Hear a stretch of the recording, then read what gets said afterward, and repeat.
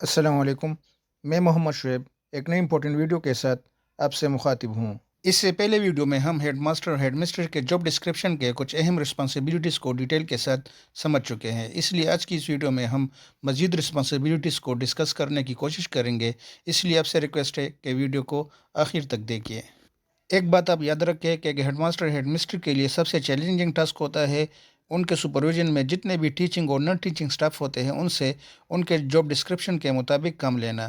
For example ایک sweeper ہے تو اس سے صفائی کا کام لینا، ایک کلرک ہے اس کے نگرانی میں کلرک ہے تو اس سے کلیریکل کام لینا، اس طرح ٹیچرز ہے تو ٹیچرز سے ٹیچنگ کا کام لینا، سائنس ٹیچر ہے تو سائنس سے ریلیٹڈ جتنے بھی اس کے کلاسز ہے اس کے مطابق اس سے کام لینا۔ تو یہ ایک بہت چیلنجنگ ٹاسک ہوتا ہے ایک ہیڈ ماسٹر ہیڈ مسٹریس کے لیے، تو اس کے لیے وہ تو ڈپینڈ کرتا ہے، تو یہ ڈپینڈ کرتا ہے اس کے اسٹائل آف ایڈمنسٹریشن پر کہ اس کا اسٹائل آف ایڈمنسٹریشن کیا ہے، وہ کتنا کمپیٹنٹ ہے، وہ کتنا پروفیشنل ہے۔ اس کے لیے وہ مختلف ٹیکٹکس اور ٹیکنیکس اپناتا ہے، جیسے کہ Headmaster Headmaster role as supervisor monitor. The improvement of teaching and learning is the general purpose of supervision around in the school. یہ ایک بہت امپورٹنٹ رسپانسبلٹی ہے کہ ہیڈ ماسٹر ہیڈ مسٹرس کی کہ وہ کلاسز کا راؤنڈ لگائے، اسکول میں راؤنڈ لگائے۔ کس لیے؟ He monitor the teaching learning process and evaluate the performance of the teacher. تو ٹیچرس کے پرفارمنس کو ایویلویٹ کرنے کے لیے اسکول میں راؤنڈ لگانا یہ بہت ضروری ہے۔ Motivate guide and supervise the work of the teaching staff of the school. Those headmistress who are sitting in their office all the time and never around in the school cannot achieve the educational goal. تو educational goals کو achieve کرنے کے لیے ضروری ہے کہ head master head mistress اپنے office میں بیٹھنے کی بجائے کلاسز کا راؤنڈ لگائے اور ٹیچرز کے ٹیچنگ پرفارمنس کو ایویلویٹ کرے، اور اسی طرح جتنے بھی لرننگ پروسیسز ہے اس کی بھی ایویلویشن کرے، اس کی مانیٹر کرے۔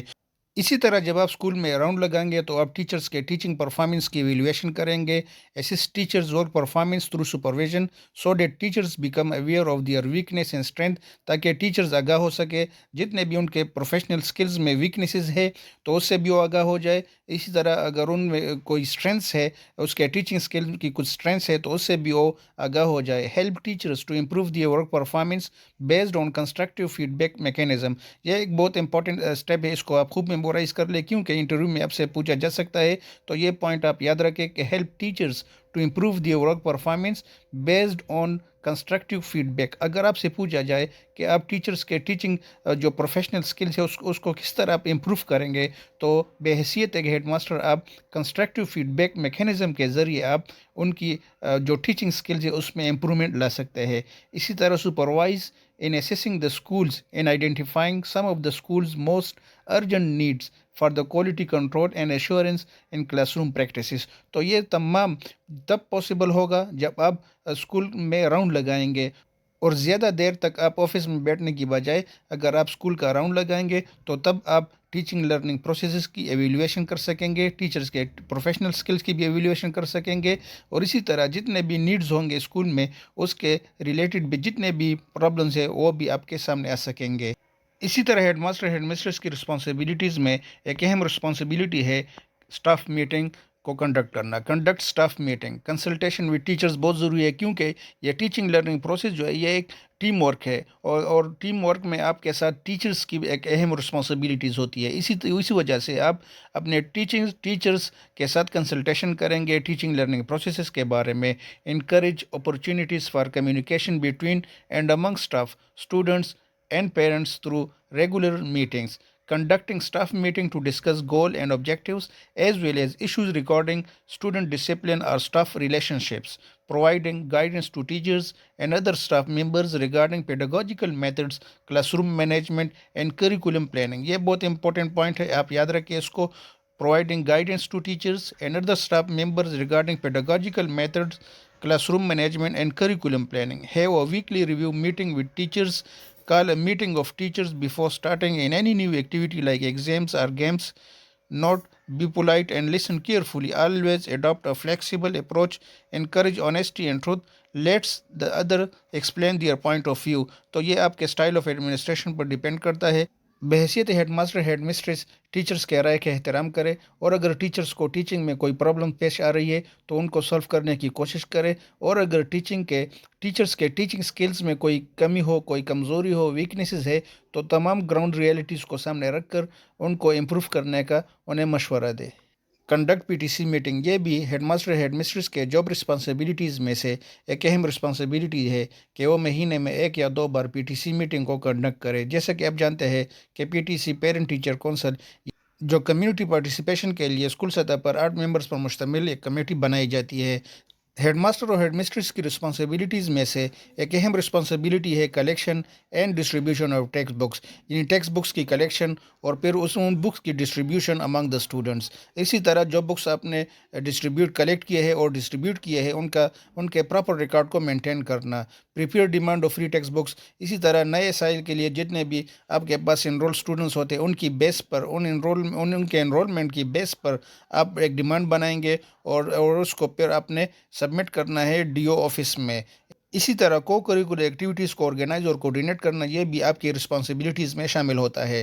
آرگنائز اینڈ کوارڈینیٹ ویریس کو curricular activities, attend district sports meeting along with sports in charge, ensure participation in district sports tournament، بزم ادب، celebration of national days, plantation days, enrolment campaign, dengue awareness campaign, deworming day, anti corruption week competition, Urdu and English speech, essay writing, poster making. تو یہ تمام کو curricular activities ہوتے ہیں۔ جیسا کہ آپ جانتے ہیں کہ اسٹوڈنٹس کے اوورال ڈیولپمنٹ میں جہاں کریکولر ایکٹیویٹیز کا ایک اہم کردار ہوتا ہے تو اس میں سے کو کریکولر ایکٹیویٹیز کا بھی اپنا ایک کردار ہوتا ہے۔ تو اسی وجہ سے بحیثیت ہیڈ ماسٹر ہیڈ مسٹرس آپ کی رسپانسبلٹیز ہوتی ہے کہ آپ اپنے اسکول میں کوکریکولر ایکٹیویٹیز کو آرگنائز کرے، ان کو کوارڈینیٹ کرے، جتنے بھی ڈسٹرکٹ اسپورٹس میٹنگز ہوتے ہیں ان کو اٹینڈ کرنا، اسی طرح ڈسٹرکٹ اسپورٹس ٹورنامنٹ ہے ان میں پارٹیسپیشن کرنا، کورسپونڈنس میں DO آفس یعنی ڈسٹرکٹ ایجوکیشن آفس کے ساتھ کورسپونڈنس رکھنا، یہ بھی ایک ہیڈ ماسٹر ہیڈ مسٹرس کی رسپانسبلٹیز میں آتا ہے، کیونکہ آپ DO آفیسر کے زیر نگرانی میں کام کرتے ہیں۔ اسی وجہ سے وقتاً فوقتاً DO یعنی ڈسٹرکٹ ایجوکیشن آفس کی طرف سے آپ کو اپلیکیشن کے تھرو انفارم کیا جاتا ہے مختلف ڈیٹا پرووائڈ کرنے کو۔ اسی وجہ سے جس ڈیٹا کی آپ سے ڈیمانڈ کی جائے تو اس ڈیٹا کو وقت پر اور کمپلیٹ پرووائڈ کرنا آپ کی رسپانسبلٹی میں شامل ہوتا ہے۔ Demand for school furniture, chair, benches et cetera. آپ جس اسکول میں کام کرتے ہیں اگر اس اسکول میں فرنیچر یعنی اسٹوڈنٹس کے لیے چیئر بینچز کی کمی ہے تو آپ اپنے ڈسٹرکٹ ایجوکیشن آفیسر کو ایک اپلیکیشن کے تھرو ان سے فرنیچر کی ڈیمانڈ کریں گے۔ اسی طرح if you have extra furniture then write an application to DO to transfer it to the needy school. اسی طرح اگر آپ کے پاس اسکول میں اضافی فرنیچر موجود ہے تو آپ باقاعدہ ایک اپلیکیشن کے تھرو اپنے ڈسٹرکٹ ایجوکیشن آفیسر کو انفارم کریں گے کہ اس اضافی یعنی ایکسٹرا فرنیچر کو کسی ضرورت مند اسکول کو ٹرانسفر کرے۔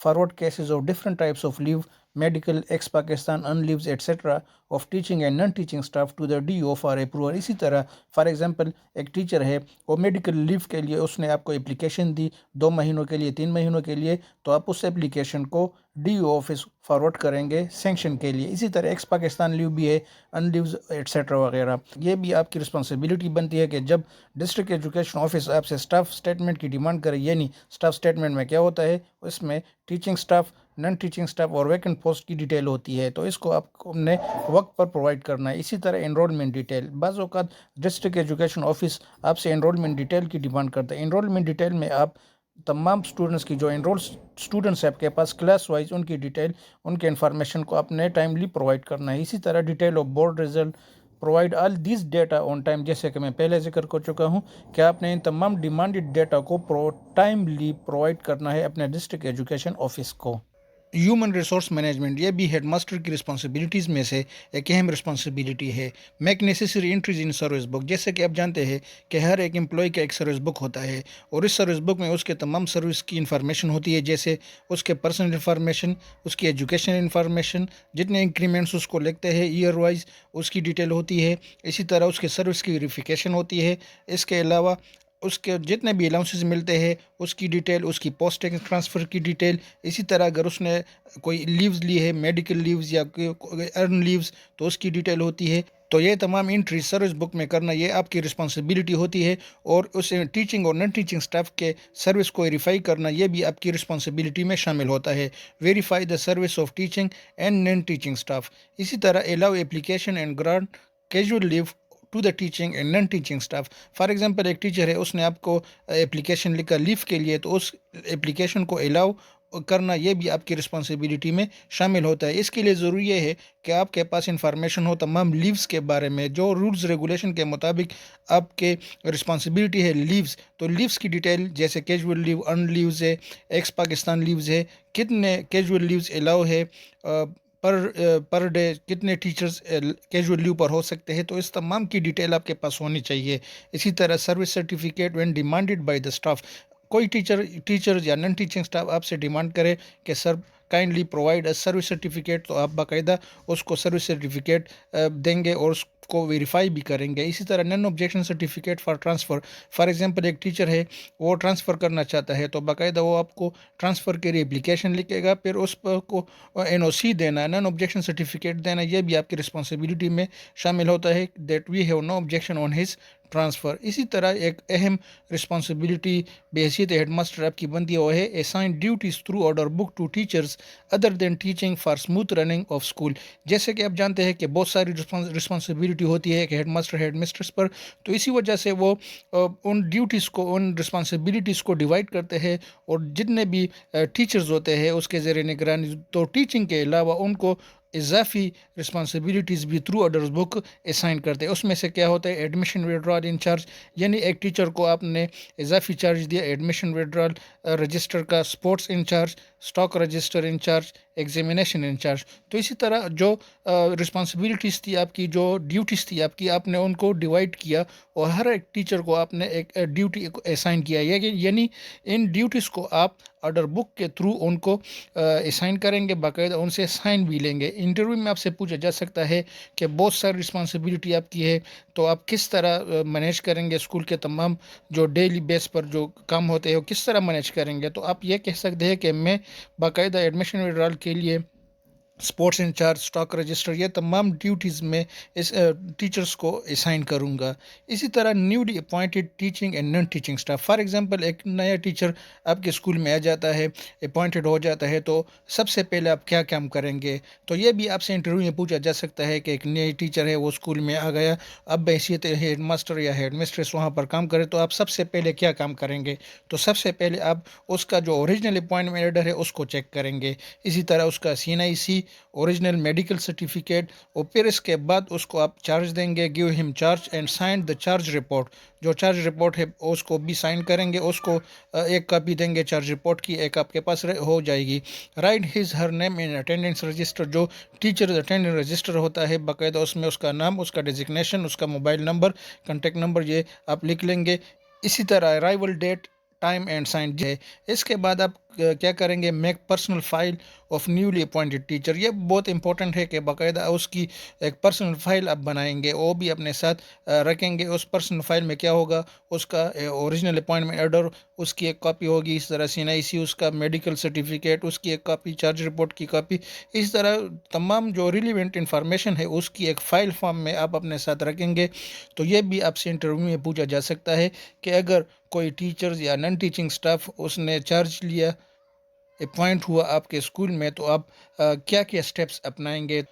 لاسٹ میں تمام responsibilities of head master head mistress کو میں نے کنکلوڈ کیا ہے کچھ امپورٹنٹ پوائنٹس میں، اس لیے ان پوائنٹس کو سمجھنا آپ کے لیے بہت ضروری ہے، کیونکہ تمام رسپانسبلٹیز کو یاد رکھنا یہ بہت مشکل ہے، لیکن اگر آپ ان 6 پوائنٹس کو یاد رکھیں گے، رسپانسبلٹیز کو یاد رکھیں گے، تو آپ انٹرویو میں جو آپ سے کویشچن پوچھا جائے اس کا جواب دے سکیں گے۔ اس میں سب سے پہلے ہے be overall in charge of his her school, second ہے be responsible for all the matters of his her school, number third ہے be responsible for the financial matters of his her school, اسی طرح fourth number ہے be responsible for results of different classes of his her school, fifth ہے send the progress report of the students regularly to the parents اور guardian, اور اسی طرح last ہے be responsible for submission of reports to district education officer and higher offices. تو یہ ان تمام رسپانسبلٹیز کو at the end of this video میں نے کنکلوڈ کیا ہے، تو آپ ان پوائنٹس کو بھی یاد رکھیں۔ اگر کسی کو یہ تمام جاب رسپانسبلٹیز، جاب ڈسکرپشنز کسی کو ایم ایس ورڈ فارم میں چاہیے تو کائنڈلی مجھے ای میل کر لے، میں یہ تمام جاب ڈسکرپشن آپ کو پرووائڈ کر لوں گا۔